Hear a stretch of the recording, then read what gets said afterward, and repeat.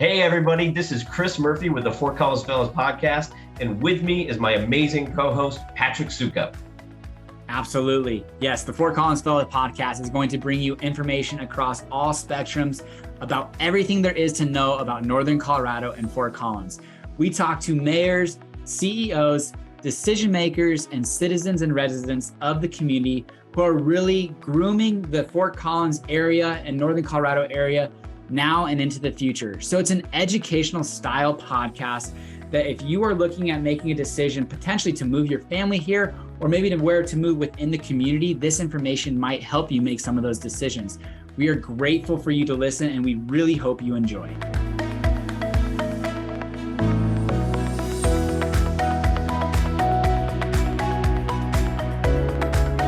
All right, Chris, you are in a room with 9 other individuals. But the caveat is only 4 of you get to choose the rules of the game that all 10 of you are going to be required to play by.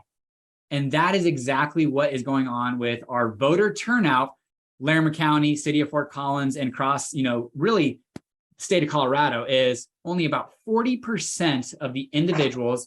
The available voter pool is turning out to vote, 40% voter turnout, which is just nuts. And really it's dictating the way that we play this game called life and in the city of Fort Collins. It's, not fully, but definitely parts of it and important parts. So today, Chris Murphy and I are talking, Chris Murphy of now Universal Lending. That's right. Made the big change a few weeks ago. That's right. Are talking about city of Fort Collins, but also the state of Colorado, this upcoming election in November 8th, 2022. This podcast will be released the first Wednesday of October. And so hopefully it provides you some information about things that are going to be on the ballot and also potentially some push in the back to say, go vote. Only 40% of the people are voting. We need to get those numbers up. For such it's been I feel like every presidential election year, and maybe just midterms, there's this massive, get out and vote, get registered to vote. And that just quite frankly, they got to change that sort of campaign because it's just not working. If let's put a caveat there too. Sorry, to clarify, on presidential years, the voter turnout is significantly higher. Oh, it is. Okay, so midterms. It's like 80 to 90% voter turnout. So okay. Or Larimer County was, at least it was 85% turnout. So significantly higher for the general election for the president. It's the midterms are the JV game, but the only problem with that is these midterms have such a bigger impact than we realize in terms of making decisions. So I, as we were kind of getting ready for this episode, I was just kind of doing some research. I want to give a shout out to this one website here for anybody who's looking to just kind of figure out what is on the ballot. I think that's what Patrick and I were going through this. We're first of all, what does this even mean? And then how do we find out information about this? But I found a website called Ballotpedia, like Wikipedia, but Ballotpedia, and it's BALLOT, Ballot, PEDIA, Ballotpedia. So if you Google that, look that up, it's a great website. I got it in front of me right now, looking over all the stuff in Colorado. But Patrick, let's dive into this. What is catching your eye in terms of amendments, measures coming up here in a few weeks? I got a couple comments here too. So yeah, high level too. I mean, there's state senator positions, House representative positions, the governor position, judges. I mean, everything is on here to vote. And I don't know count how many, but probably 35 to 50 things that you could vote on. Oh my gosh, these state representatives and the judges are the judges are yeah, it's got to be an easier way to do that. Yeah, and or understand what their voting record is. Somehow, I mean, people really would have to dive in deep. But today, I think focusing in on kind of the amendments that are specific to Fort Collins and a couple maybe other ones that caught our eye would be really beneficial to our listeners. And also make sure that everybody tunes in to 2 weeks from today, from when this is being released. We're releasing a podcast that's going to have the Republican candidate Heidi Ganahl on the podcast and talking about how, she's going to represent Fort Collins in Northern Colorado, maybe, and what, impacts that has to us. So I'm pretty excited. I don't think I've ever never interviewed, but never spoken to a governor candidate before. So this will be a lot of fun, and definitely if anybody has questions. One thing I want to bring up before we get going, and you brought this up as we were getting started, and I think this is really important for a lot of homeowners out there right now, especially with what's going on. The Gallagher Amendments. Patrick, you told me about this. Was enacted in 1982. It was just repealed in 2020, so last go around. And you did a great job of describing it to me. Do you want to go ahead and kind of give our listeners and viewers what the Gallagher Amendment is all about in the state of Colorado? Yeah, this is like one of those important things for people to get out there and vote. If they're not voting, they're directly impacted from the turnout and the results, because the Gallagher Amendment specifically talked to property taxes in the state of Colorado.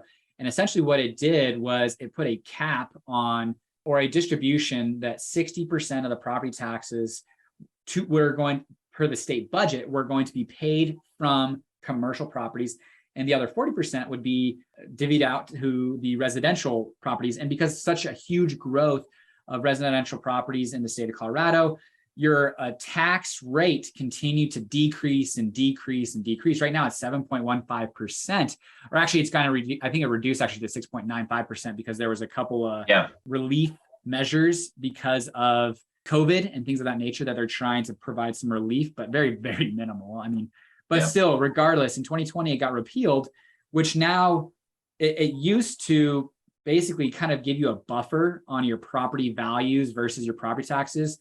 Even if your property values, let's say, went up 30%, your property taxes weren't going to go up by that much because of the Gallagher Amendment.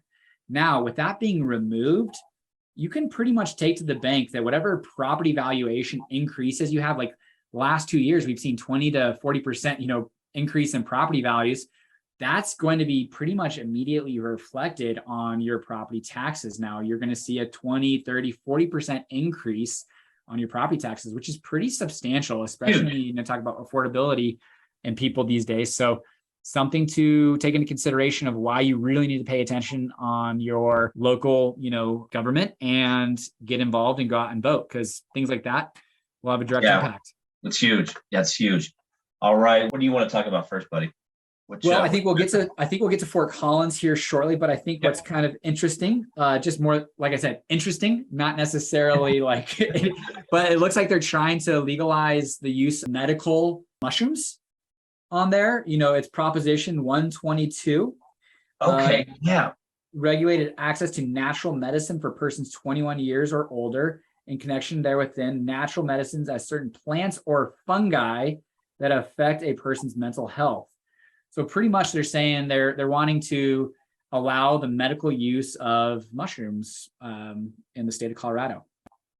I think they passed this in Portland recently, I want to say. I think this is, or Oregon, the state of Oregon. That sounds about right. And I feel like that's just only a matter, that's coming. One thing I want to throw on there as well is Proposition 123.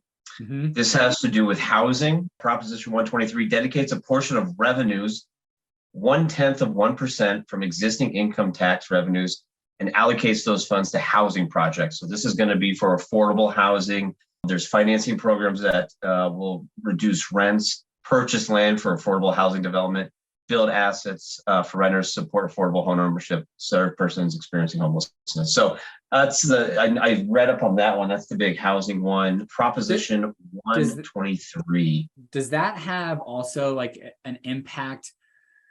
There was one, I can't remember if it was one of, maybe it's a different one, but if you're making over $100,000 as a family, it limits your standardized deductions and from 24,000 to 16,000, and kind of that's who's going to be taking the brunt of that tax. Is that 123? I'm reading through this right now.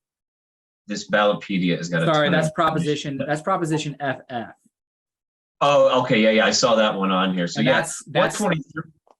That's for healthy meals. It's going to basically, there's going to increase state taxable income, but only for individuals who have a taxable income of $300,000 or more.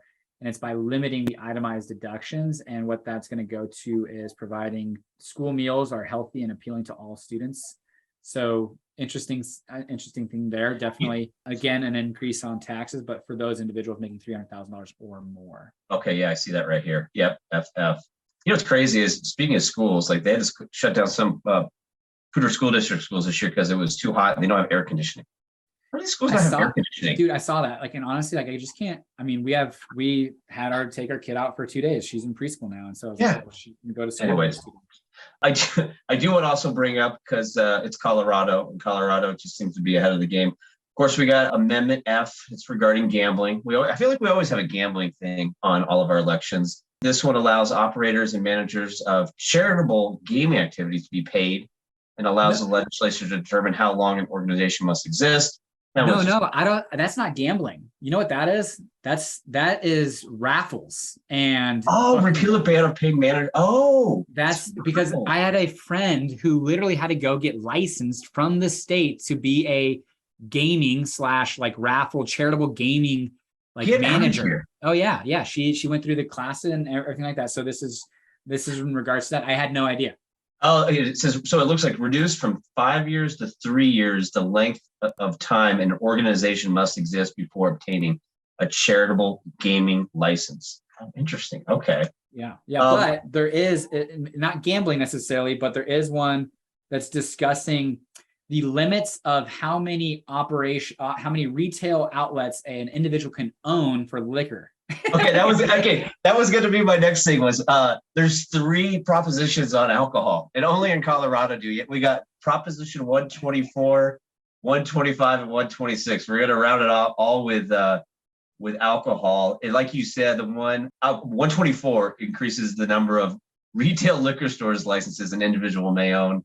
What's another one here? Proposition 126 allows retail establishments licensed to sell alcohol for off-site consumption to offer a delivery service or provide for a third-party alcohol delivery service. That one. So Proposition 126. Okay. If you want your booze delivered to your front door, vote yes on Prop 126. Any others out there that I thought were, That was all pretty much state of Colorado, which I think is super important. There are others. We hit on like 5 of like let's see here. There's 1, 2, 3, 4, 5.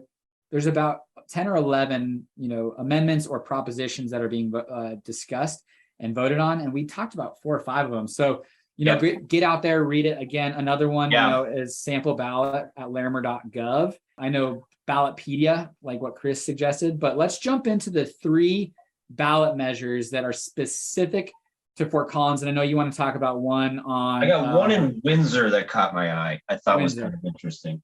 Yeah, I mean, really, we could talk about Windsor, Berthoud, Timnath, because they're all important to us. But for today, let's just stick with these 4. Yep. And then let people understand that, hey, this is something that they got to get out there and vote on. Ballot question 2A. This is basically discussing the pay to the mayor pro tem, and council members to 75% of the area median income for the mayor, 60% for the mayor pro tem, and 50% for council members, as well as providing potentially some health care related benefits. So increasing the pay to those council members, which what's funny? Okay, so we've had some city council and mayors on. So so the area media income, I want to say it's like 82, 80, somewhere like in those mid 80s, I think right now. Yep. So 0.75. So basically, if you want to know what your mayor could make compensation wise, it would be about $64,000. And this, I mean, don't get me wrong, those Tuesday night meetings for 2 years are substantial on top of all the additional meetings that you've got to do. It's by no means a quote unquote full-time 8 to 5 job, but it is it is intensive as far as mental bandwidth and things of that nature. I personally, yes, absolutely. Compensation, city of Fort Collins is growing. So like I would say the demand for very high level individuals to be a part of that city council is probably super important for us. Yeah. And because like my uncle's actually the mayor of Timnath, but one of the big reasons why he got involved was because he was a CPA for 40 years. Timnath had exponential growth, and they all of a sudden had a pretty substantial budget to deal with. And, when it was a small town, no big deal. You had a small budget, small town, it's a volunteer position. let's just go let somebody do it out of the goodness of their heart. But when you start to get a pretty decent budget and you're talking, I think, gosh, I would have to ask he told me at some point in time, I can't remember, anywhere between 10 to $100 million budget. But when you start to talk about, double digit millions, you need somebody who is understanding of how to operate budgets and business and a city, and not somebody who's doing it on their free time. So offering a compensation that's fair, I think, is probably reasonable. Absolutely. No. I think that's what. Do we know what they're at right now? I don't. No. That'd be good. So that would be good. I'll have to follow up there. Okay, ballot question 2B. I thought this was kind of like, maybe this one makes a ton of sense, and I don't know why you wouldn't vote for this, but this has to do with November elections.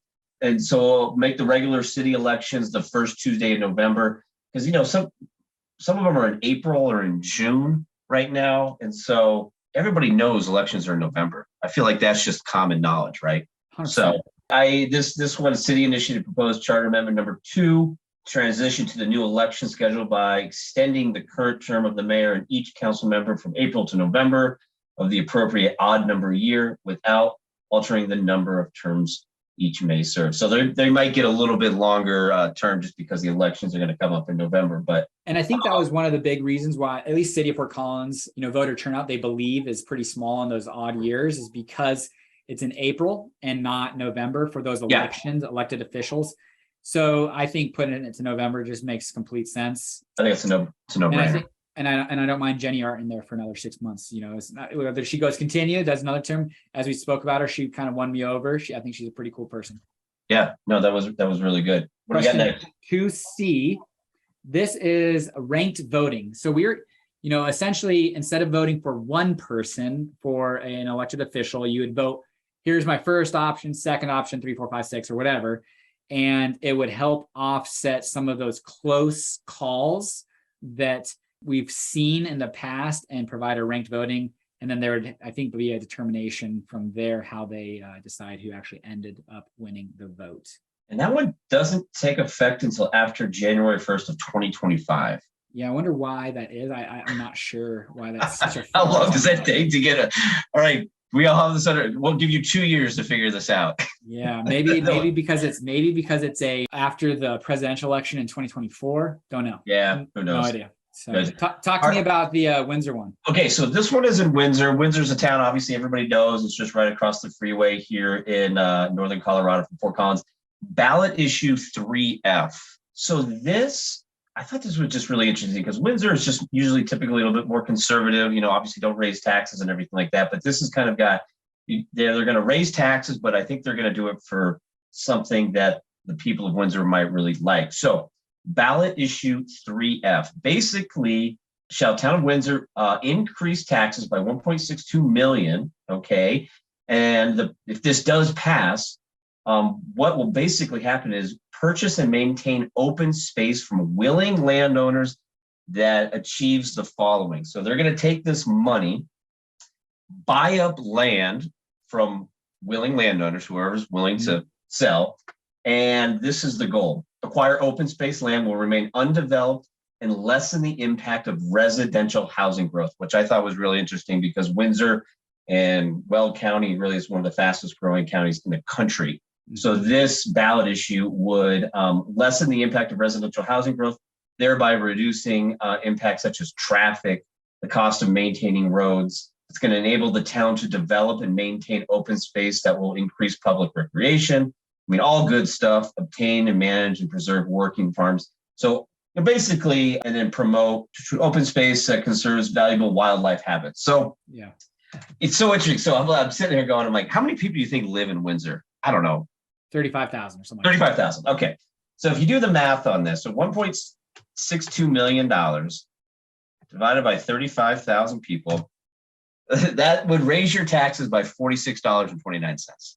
Yep. Well, and that's the importance of an increasing tax base, right? And population, and why cities are so pushing the growth forward so that they can do this. Because I think Windsor sees Fort Collins, and as you and I both know very well, why people are moving to northern Colorado and Fort Collins is that they want the lifestyle that Fort Collins and northern Colorado provides, which is open spaces, bike trails, paths, all this stuff that has been intentionally built and grown from the city of Fort Collins over the last 50, 100 years. And Windsor is seeing this and says, let's take note, let's do that. I love it. No, I think you're 100% right. But that's all I got. I mean, I think we should do a post. What passes and what doesn't. Well, yeah, we'll do a what passes, what doesn't, and then how many people show up to vote. Yeah, that's important. If anything, what this podcast episode is saying, we're pretty neutral. I think we can both agree on that. Whether one way or another. But I think what's important is to understand the issues and get out and try to be a voice for what you believe is your truth. I love it. And again, Ballotpedia. Check it out if you haven't. Ballotpedia, Ballotpedia. Great website. Got a ton of information for all those out there looking to research these. Let me throw one thing. I'm going to make a little bit of a stand, not necessarily on the background, the merits of whatever. The person that I do want to throw kind of my support behind. His name's David Eisenbrunn. He's running for the Larimer County assessor here in town. He has really shown an interest, and I'm very, very familiar with the assessor's office. One of my best friends is there that worked there for a lot of years. I am not impressed with Bob Overbeck and what he's done. Oh, I see it right here. Got it. Yeah, buddy. And he came in and it's just not been very smooth. There's been a lot of finger pointing as far as systems. And I think David really wants to care. He's getting out there talking to a lot of people. Whether what his political beliefs are, that's neither here nor there. But I think he really wants to do well by the city of Fort Collins and Larimer County. So check out David Eisenbrunn, and I hope he does well, because I think that is an extremely important position with a massive property tax base that's going to be coming. We need these people to start getting along with each other. That is absolutely true. We were joking before we started recording, but it's just like compromise. Yeah. Compromise, people. Larry David, perfect compromise. Yes. Both parties don't get what they want. That is what we need right now. We all take a bite out of the shit sandwich. I know. It's like you can't have everything. So, all right. Patrick, good stuff, bud. Yeah, good seeing you. Get out, vote November 8th, 2022. Hopefully this helps. Do your research. If you have any questions, don't hesitate to reach out to Murph or myself, and we'll go from there. Cool. Thanks, everybody.